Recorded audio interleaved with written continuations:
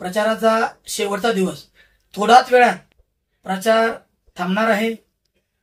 आपल्या महाविकास आघाडीचे अधिकृत उमेदवार कुलदीप धीरज आप्पासाहेब कदम पाटील हे आपल्या तुळजापूर तालुक्यातील, तुळजापूर शहरातील एक सुशिक्षित उमेदवार आहे. यांचं चिन्ह आहे हाताचा पंजा. येणाऱ्या 20 तारखेला आपल्या मतपेटीवर 1 नंबरला त्यांचं बटन आहे. आपण हाताच्या चिन्हासमोर बटन दाबून त्यांना भरघोस मताने विजयी करावं ही नम्र विनंती. धन्यवाद.